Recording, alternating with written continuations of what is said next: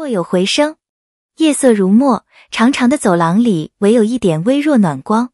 嬷嬷，席拉睡不着，一手擎着油灯的金发小姑娘犹豫半晌，还是敲响了院长米利斯的房门。我已经向暗影祈祷过了，可还是怕黑。亲爱的席拉，暗影必定已听到了你的祷告。米利斯默默开启门，蹲下身来揉了揉女孩的脑袋，温柔地说，但你知道吗？祷告就像对着山谷喊话，总要给回声一点时间，它才能穿过云和风，回到你身边来啊。那他到底什么时候回来呢？小女孩抬起脸来问。小席拉，今晚在这儿睡吧。米利斯把她搂进怀里抱起来，衣服上的味道香香的，让人安心。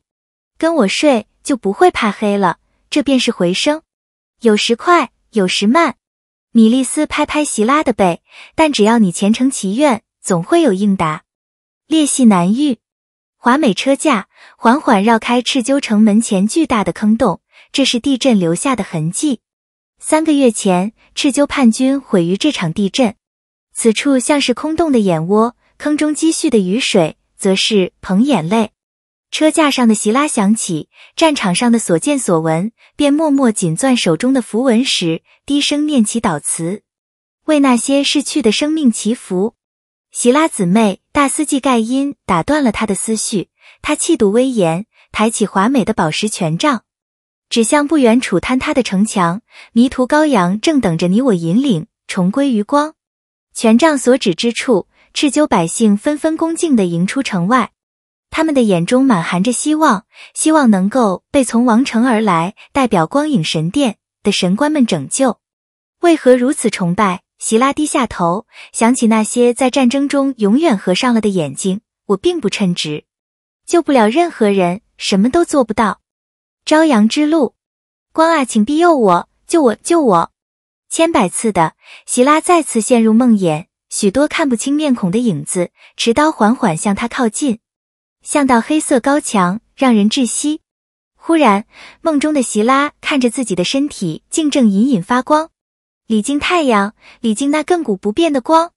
随着祷文念起，那些想要伤害他的人，瞬间像是炎炎烈日下的雪人一般，被急速的融化。席拉惊叫着醒来，全身早已汗湿。他慌忙四下张望，自己还在沙漠中难得一现的岩洞中，又做了噩梦。说话的是他进入荒漠前雇佣的保镖，一位心直口快、皮肤黝黑、做无极打扮的汉子。他走上前来，递过来块温热的毛巾。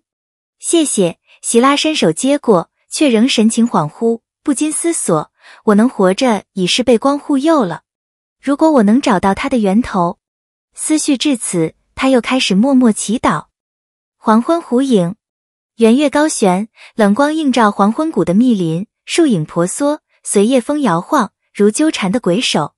枝叶磨蹭，发出诡异的沙沙声，其中夹杂了调笑，嘻嘻嘻，好妹妹，就是你在我的地盘。到处打听金屋。席拉毫无惧色，径自提灯向前，步履坚定，不要躲在影子中。你是月轮的神谕者，居然找到这来了。娇艳的一童少女从树梢上跳下，指风直扑席拉。席拉的小腹中有一股热流瞬间激发，贯通全身，让她本就雪白的肌肤泛起了莹莹光亮。皮下透出的血管中竟隐约流动着浅金色。有趣有趣。那少女眯起紫金双瞳轻笑，瞬间贴到了席拉身后，伸手轻揽她肩膀。金乌很中意你吗，小信徒，要不要和我一起复活这大鸟？席拉没有回答，却猛然发力挣脱了他的控制，冷冷说道，轻慢之人，你怎配谈论庄严神圣的他？